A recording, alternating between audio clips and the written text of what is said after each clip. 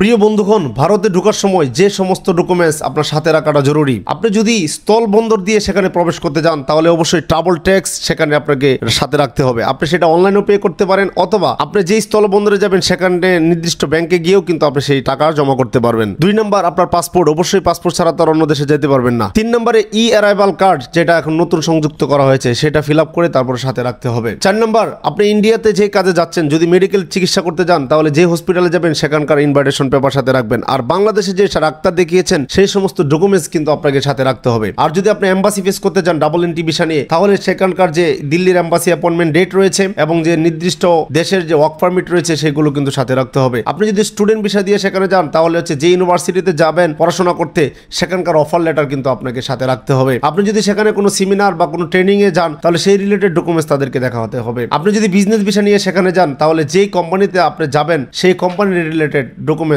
বা সেই কোম্পানির ইনভিটেশন কিন্তু আপনাকে সেখানে প্রোভাইড করা লাগবে। বাংলাদেশের আপনার কি পেশা, যদি আপনি চাকরিজীবী হয়ে থাকেন তাহলে এনওসি, নো অবজেকশন সার্টিফিকেট যেটা রয়েছে সেটার একটা কপি আপনি সেখানে দেখাতে লাগতে পারে। এবং যদি আপনি বিজনেস করেন তাহলে কোনো কোনো ক্ষেত্রে আপনার ট্রেড লাইসেন্সের একটা কপিও কিন্তু ইমিগ্রেশন কর্তৃপক্ষ আপনাকে দেখতে পারে। পাসপোর্টে ডলার এন্ডোর্সমেন্টের সিল, এটা অনেক সময় দেখতে চাই, তবে এটা অত্যন্ত জরুরি না। তবে যাদের অ্যাবিলিটি আছে তারা পাসপোর্টে ডলার এন্ডোর্সমেন্ট করে তারপরে সেই সিলটা আপনি সেখানে নিয়ে গেলে সবচেয়ে ভালো হবে। ভারত থেকে বাংলাদেশে ব্যাক করার সময় আপনি যেই কাজে ভারতে প্রবেশ করেছেন সেই কাজটাই কি সেখানে করেছেন কিনা, এবং যদি সেই কাজটা করে থাকেন তাহলে সেই রিলেটেড কিছু ডকুমেন্টস হয়তো তারা আসার সময় দেখতেও পারে আবার নাও দেখতে পারে। তো মোটামুটি এই সমস্ত ডকুমেন্টস যদি আপনার সাথে রাখেন তাহলে আশা করি ভারত ভ্রমণে আপনাদের কোনো ধরনের প্রবলেম হবে না। আপনারা সুন্দর করে স্বাচ্ছন্দ্যবোধ অবস্থায় সেখানে গিয়ে তারপরে আবার সুন্দর করে ভ্রমণ করে কিন্তু বাংলাদেশে চলে আসতে পারবেন। প্রিয় বন্ধুগণ, এত কষ্ট করে আপনাদের জন্য ভিডিওগুলো তৈরি করি, ভিডিওটি আপনারা লাইক কমেন্ট শেয়ার কেন করেন না জানি না। যদি ভিডিওটি দেখে ভালো লাগে তাহলে লাইক কমেন্ট শেয়ার করে দিবেন, ভালো না লাগলেও দেখতে থাকবেন, আমাদেরকে কমেন্ট করে জানাবেন কোথায় আমাদের ঘাটতি, সেই ঘাটতি